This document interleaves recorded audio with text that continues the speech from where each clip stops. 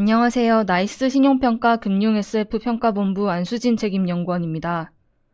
제가 오늘 발표할 주제는 기업금융 확대 국면에서의 대형증권사 IB리스크 변화입니다. 최근 대형증권사 IB 부문은 부동산 PF 중심에서 기업금융 중심으로 재편되고 있습니다.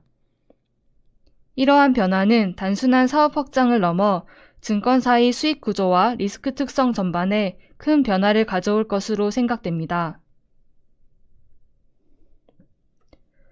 이번 발표에서는 먼저 대형증권사 기업금융 현황과 확대 배경을 살펴보고 다음으로 기업금융 리스크 평가 기준에 대해 정리해보겠습니다.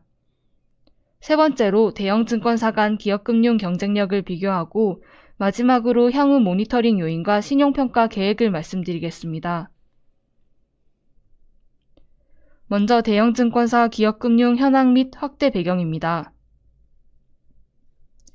2016년 이후 종투사 제도의 정착과 자본 확충을 계기로 대형증권사 IB 부문이 빠르게 확대되었습니다. 이 과정에서 저금리와 부동산 시장 호황이 맞물리면서 부동산 PF가 핵심 성장 동력으로 작용했습니다. 다만 2022년 이후 금리 상승과 부동산 시장 조정으로 기존 PF 중심 성장세는 둔화되고 있습니다. 반면 기업금융은 꾸준히 확대되어 최근 IB 부문 내 비중이 60% 후반까지 상승했습니다. 관련 여신성 위험 규모도 2016년 말 20조 원에서 2025년 말 42조 원으로 2배 이상 증가했습니다. 이러한 기업금융 확대의 배경에는 먼저 부동산 PF 확대에 대한 제약이 있습니다. 부동산 PF 시장은 2022년 이후 금리 인상과 분양률 저하, 공사비 상승 등으로 사업 여건이 악화되었습니다. 최근에도 신규 PF는 수도권 우량 사업장 중심으로 제한적으로 이루어지고 있습니다. 제도적으로도 부동산 PF 확대를 제한하는 방향으로 정비되고 있습니다.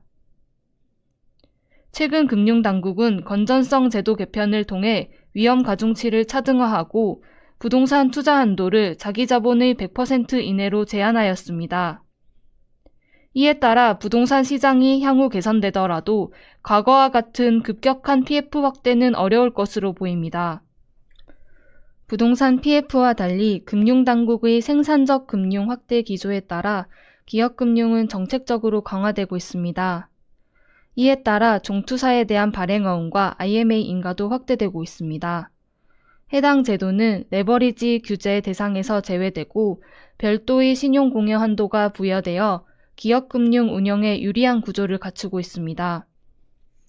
또한 운영자산의 일정 수준 이상을 기업금융에 의무 배분하도록 하여 기업금융 참여를 구조적으로 촉진하고 있습니다. 발행어음 잔액 증가와 함께 기업금융 자산도 확대되는 모양이며 최근 추가 인가로 이러한 흐름은 지속될 것으로 보입니다. IMA 역시 더 높은 기업금융 편입 요건이 적용되어 향후 기업금융 확대를 가속화할 것으로 예상됩니다. 기업금융은 양적 확대와 함께 질적 변화도 진행되고 있습니다.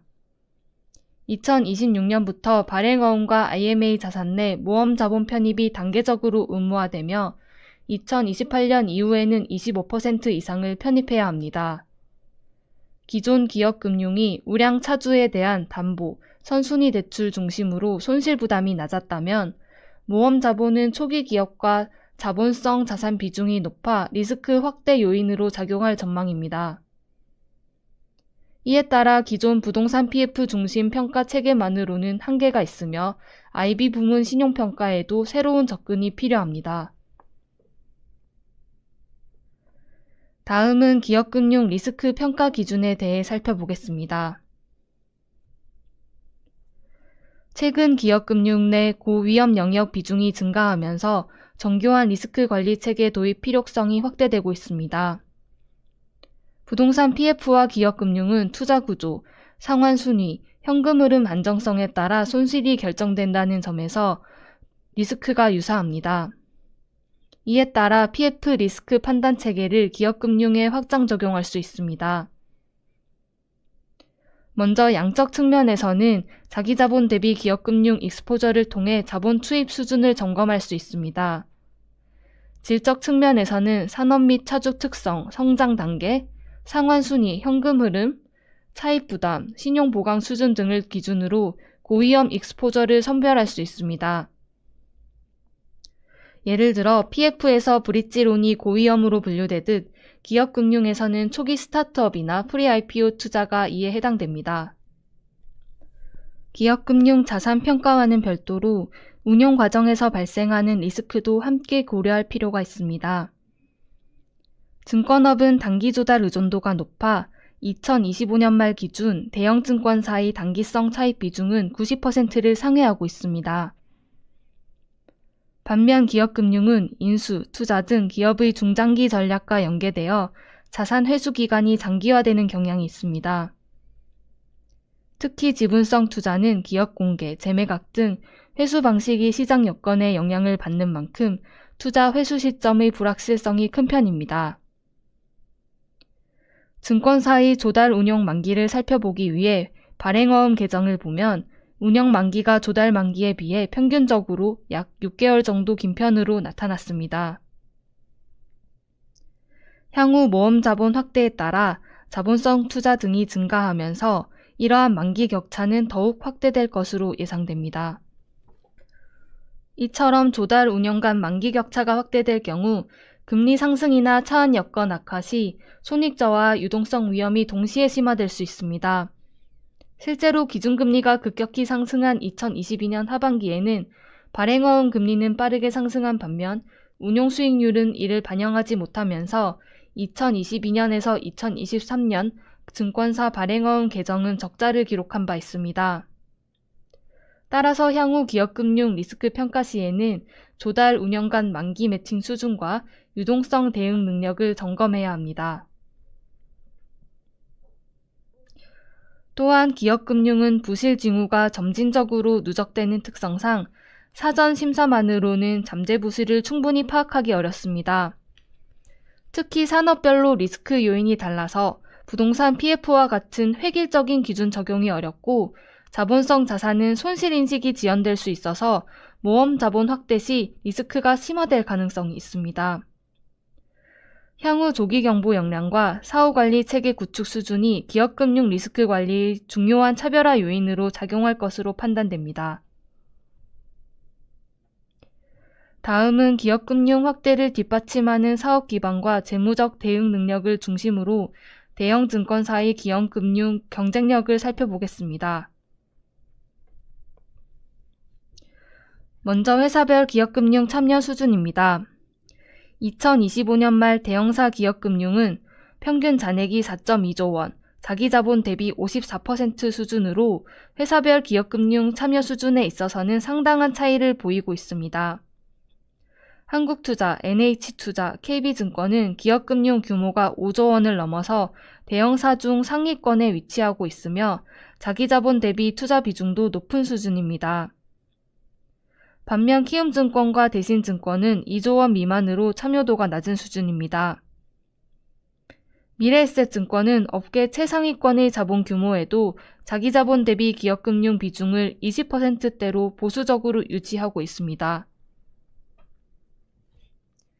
다음은 기업금융을 안정적으로 확대하기 위한 요인을 중심으로 대형 증권사를 비교해 보겠습니다. 먼저 조달 다변화 수준입니다. 발행어음과 IMA는 규제 대응과 유동성 확보 측면에서 기업금융 확대에 유리한 조달 수단입니다. 특히 IMA는 1년 이상의 중장기 조달이 가능해 만기 매칭에도 유리합니다. 한국투자, 미래에셋, NH투자증권은 두 제도 인가를 모두 확보해 자기 자본의 300%까지 조달이 가능하며 조달 다변화 수준이 우수합니다. 반면 KB, 키움, 하나, 신한투자증권은 발행어음 인가를 보유해 자기 자본의 200%까지 조달이 가능합니다. 다만 최근 발행어음 인가 확대에 따라 시장 내 경쟁이 심화될 것으로 보입니다. 다음은 조정 순자본 비율을 중심으로 회사별 자본 완충력을 살펴보겠습니다. 자본 완충력은 손실 흡수와 기업금융 확대를 뒷받침하는 핵심 요소입니다. 최근 IB 부문 확대에 따른 위험액 증가로 대형 증권사들의 조정 순자본 비율은 하락세를 보이고 있으나 자본 확충에 힘입어 전반적으로는 양호한 수준을 유지하고 있습니다.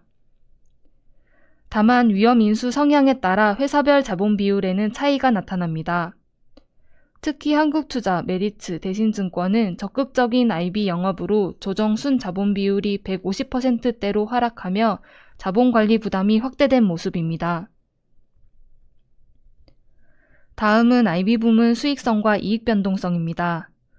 최근 3년 평균 IB 부문 ROA는 3.1%, 이익 변동 계수는 1.2 수준으로 메리츠, NH, 한국투자, 키움증권이 상대적으로 높은 수익성과 낮은 변동성을 보이고 있습니다. 반면 신한투자증권과 대신증권은 부동산 PF 대손 비용이 확대되면서 수익성이 저하되고 이익 변동성도 높은 수준을 나타내고 있습니다. 자산 건전성 지표를 통해 증권사의 자산 선별 능력과 리스크 관리 기조를 파악할 수 있습니다. NH투자, KB, 하나증권 등 은행계 증권사는 보수적인 자산 관리 기조를 바탕으로 건전성 지표가 평균 대비 우수한 수준입니다. 반면 삼성, 메리츠, 신한투자증권은 평균 대비 열이한 수준이며 낮은 충당금 적립으로 추가 비용 부담 확대 가능성이 있습니다. 다만 현재 지표는 부동산 PF와 기존 기업금융을 중심으로 형성된 만큼 모험 자본 확대 국면에서는 리스크를 충분히 반영하지 못할 수 있습니다. 따라서 내부가치 평가 체계와 사후관리 역량에 대한 추가 검토가 필요합니다. 기업금융 자산은 투자 회수 시점에 이익이 집중되거나 시장 환경에 따라 일시적인 평가 손실이 발생할 수 있습니다. 따라서 위탁매매 자산관리 등 BIB 부문의 경상수익과 인수주선 등 전통 IB 부문의 수수료 수익을 통한 이익 완충력 확보가 중요합니다. 최근 3년 평균 대형사 BIB 부문 이익 비중은 76%, 전통 IB 부문은 16%로 대형사들은 전반적으로 안정적인 이익 완충력을 유지하고 있습니다. 다만 NH 메리츠증권은 투자형 IB 비중이 높아 향후 기업금융 이익 둔화 시 실적 변동성이 확대될 수 있습니다. 앞서 살펴본 기업금융 참여 수준과 수익성, 안정성 지표를 종합하면 대형 증권사는 균형형, 수익 중심형, 안정 중심형, 초기 참여형으로 구분됩니다. 한국투자, NH투자, KB증권은 균형형으로 우수한 조달 역량을 바탕으로 기업금융을 적극적으로 확대하면서도 수익성과 안정성을 비교적 균형 있게 유지하고 있습니다. 메리츠증권은 수익 중심형으로 높은 수익성을 보이지만 투자 중심 구조로 자본 부담이 크고 이익 완충력은 상대적으로 낮은 수준입니다. 미래에셋, 삼성, 하나, 신한투자증권은 안정 중심형으로 보수적인 운용을 통해 안정성을 유지하는 대신 수익성은 상대적으로 낮습니다. 키움과 대신증권은 참여 초기형으로 기업 금융 규모가 상대적으로 작기 때문에 일부 딜 성과에 따라 실적 변동성이 크게 나타나고 있습니다. 마지막으로 모니터링 요인 및 향후 신용평가 계획입니다. 기업금융 확대는 수익 포트폴리오 다변화와 부동산 PF 공백 보완을 통해 중장기적으로 사업 경쟁력 강화에 기여할 수 있습니다. 다만 고위험 익스포저 확대, 만기 불일치, 리스크 관리 한계 등 위험 요인도 존재합니다. 결국 기업금융은 성장성과 수익성을 동시에 갖춘 영역이지만 적절한 리스크 관리가 뒷받침되지 않을 경우 부동산 PF에 이은 새로운 리스크 요인이 될 수 있습니다. 향후 기업금융 확대 국면에서 증권사 신용도 차별하는 특정 전략의 우열보다는 리스크와 자본 축적 간 균형을 얼마나 안정적으로 유지하는지에 따라 결정될 것으로 보입니다. 공격적인 전략은 단기 실적을 높일 수 있으나 자본 부담과 재무 안정성 저하로 이어질 수 있으며 반대로 과도한 보수성은 시장 지위 약화와 수익 기회 축소로 이어질 수 있습니다. 나이스 신용평가는 개별 증권사의 기업금융 익스포저 규모와 포트폴리오의 질적 리스크를 점검하고 조달 다변화 수준, 자본 완충력, 리스크 관리 역량 등 기업 금융 확대를 뒷받침하는 사업, 재무적 대응 능력을 종합적으로 검토할 계획입니다. 이를 바탕으로 기업 금융 확대가 각 증권사의 사업 경쟁력과 재무 구조에 미치는 영향을 지속적으로 모니터링하여 신용도에 반영할 계획입니다. 이상으로 발표를 마치겠습니다. 경청해 주셔서 감사합니다. 최근 시중금리가 상승하고 있는데 개별 금융산업에 어떤 영향을 미치나요? 라는 질문입니다. 먼저 증권업과 관련하여 안수진 책임님 답변 부탁드립니다. 시중금리 상승 추세가 지속되는 경우 증권업 전반적인 사업 환경은 위축될 전망입니다. 금리 상승은 주식시장 투자 심리를 약화시키고 거래대금 감소로 이어지면서 위탁매매 수익 저하를 유발할 가능성이 큽니다. 또한 신용융자 등 레버리지 투자 수요 감소로 관련 이자 수익이 축소되는 가운데 ECM, DCM 등 기업 자금 조달 수요 역시 위축되면서 전반적인 영업활동 둔화로 이어질 수 있습니다. 자기매매 부문에서도 금리 상승에 따른 채권 평가 손실이 확대될 수 있습니다. 부동산 PF 부문에서는 금리 상승에 따른 분양 수요 위축과 자금 조달 여건 약화로 PF 시장 전반의 유동성이 저하되면서 익스포저 회수 지연과 차환 리스크가 확대될 수 있습니다. 특히 브릿지론과 중후순위 익스포저를 중심으로 손실 현실화 가능성이 높아질 수 있습니다. 기업금융 부문에서도 금리 상승에 따른 차주 신용부담 증가로 신용 위험이 확대될 전망입니다. 조달 측면에서는 증권업 전체 조달의 90% 이상이 단기성 자금으로 구성되어 있고 평균 조달 만기도 수개월 수준에 머물러 있습니다. 이에 따라 금리 상승 시 조달 운용 금리 간 스프레드 축소 압력이 빠르게 확대됩니다. 이러한 요인을 감안할 때 금리 상승 압력이 지속될 경우 수익성 저하와 자산 건전성 부담이 동시에 확대되면서 증권업 전반의 부담 요인으로 작용할 전망입니다. 다음 사전 질문은 증권업과 관련한 향후 대형 증권사가 기업금융 부문의 사업 확대에 있어서 어려운 부분과 고려해야 할 점은 무엇일까요? 라는 질문입니다. 안수진 책임님 답변 주시면 감사하겠습니다. 최근 키움, KB, 하나, 신한투자증권에 대한 발행어음 인가가 추가로 이루어지고 IMA 인가도 본격화되면서 발행어음과 IMA 추가 조달 가능 규모는 86.3조 원으로 크게 확대되었습니다. 발행어음은 50%, IMA는 70% 이상을 기업금융으로 운영해야 하는 의무를 감안하면 향후 기업금융 투자 규모는 상당폭 증가할 전망입니다. 그간은 선발 증권사 중심으로 발행어음 시장이 형성되어 일정 수준 수익성 확보가 가능했으나 인가 증권사가 늘어나면서 조달 경쟁이 심화되어 조달 비용 상승 압력이 확대될 전망입니다. 또한 조달 비용 이상의 수익을 안정적으로 창출하는 운용 대상 확보에 더 큰 어려움이 있을 것으로 예상됩니다. 특히 시장에서의 우량 딜 공급은 제한되어 있다는 점이 가장 큰 제약 요인입니다. 인가 증권사들이 동시에 의무 배분 비율을 충족하기 위해 딜 확보에 나설 경우 우량 딜에 대한 경쟁이 구조적으로 과열될 수 있습니다. 이는 스프레드 축소와 투자 조건 완화로 이어질 수 있으며 딜 소싱 역량이 부족한 증권사는 신용도가 낮은 차주로 투자 대상을 확대할 가능성이 있습니다. 부동산 PF 시장에서 중소형 증권사들이 후순위와 브릿지론 등 고위험 자산 비중을 확대하면서 리스크를 누적했던 사례를 감안하면 기업금융 시장에서도 유사한 패턴이 반복될 수 있습니다. 인력과 내부 인프라의 부족도 중요한 제약 요인입니다. 증권사들이 기업금융 확대에 대응해 영업과 딜 실행 인력을 확충하는 데 집중하고 있지만 산업별 전문성을 갖춘 심사 및 사후관리 인력, 내부 가치 평가 역량은 자산 확대 속도를 충분히 따라가지 못하고 있습니다. 특히 모험자본 투자는 성장 초기 기업의 사업 모델과 산업구조 변화를 평가하는 별도의 전문성을 요구하는데 기존 담보 선순위 대출 중심의 심사체계로는 이를 충분히 반영하기 어렵습니다.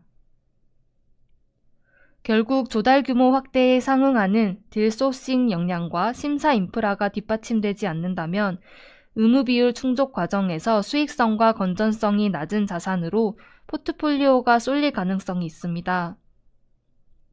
일부 선발 증권사들이 해외 기업금융 딜로 운영 저변을 넓히고 있는 것도 이러한 국내 시장의 구조적 한계에 대응하기 위한 움직임으로 볼 수 있습니다. 외형 확대에 앞서 우량딜 발굴 역량, 산업별 심사 전문성, 사후관리 체계를 갖추는 것이 선행되어야 합니다. 발행어음 IMA 계정에서 해외 사모 크레딧이 차지하는 비중은 어느 정도이고 관련 리스크는 관리 가능하다고 보시는지요? 라는 질문이 있습니다. 안수진 책임님 답변 부탁드리겠습니다. 네, 최근 해외 사모 크레딧 관련해서 질문이 꽤 많아서 저희도 IMA와 발행어음 계정 안에서 실제로 어느 정도 들어가 있는지 살펴본 적 있는데요. IMA 발행어음 계정 내 해외 사모 크레딧 비중은 아직 제한적인 수준이고 단기적으로는 관리 가능한 범위 내에 있는 것으로 판단됩니다. 2025년 말 기준 IMA 발행어음 총 조달액이 약 51조 원인데 이 중에서 해외 익스포저는 약 6조 원, 한 12% 수준입니다. 또 이 가운데 해외 사모 크레딧으로 분류 가능한 규모는 최대 4.7조 원으로 파악되고 총 조달액 대비 10% 미만 수준입니다. 해외 사모 크레딧은 발행어음과 IMA의 기업금융 의무배분 자산으로는 인정되지만 모험 자본으로 분류되기는 요건상 어렵습니다. 규정상 모험 자본은 국내 중소, 중견, 벤처기업 관련 자산 중심으로 정의가 되어 있어서 해외 자산은 일부 예외 조항을 제외하면 인정 가능성이 제한적입니다. 따라서 증권사는 모험 자본 의무 비율은 국내 자산으로 충족하고 해외 사모 크레딧은 기업금융 의무 비율 충족이나 수익성 재고 수단으로 활용하는 구조를 취할 것으로 보입니다. 다만 발행어음 IMA는 원금 보장형 상품이라서 증권사가 고위험 자산을 과도하게 편입하기는 어려운 측면이 있는데요. 하지만 경쟁 심화로 수익성 압박이 지속되면 해외 사모 크레딧 비중을 확대하려는 요인이 커질 수도 있습니다. 해외 사모 크레딧은 정보 비대칭성과 사후관리가 까다롭고 신용 위험이 잠복되어 있다가 집중적으로 현실화되는 특성이 있습니다. 또 최근 한매 사태에서 알 수 있듯이 유동성 위험도 동반될 수 있는데요. 아직까지 그 규모가 크진 않지만 대상 차주나 구조적 특성상 고위험 익스포저에 해당하는 만큼 향후 비중 확대 여부와 손실 현실화 가능성에 대해서 면밀히 모니터링할 예정입니다. 이상입니다.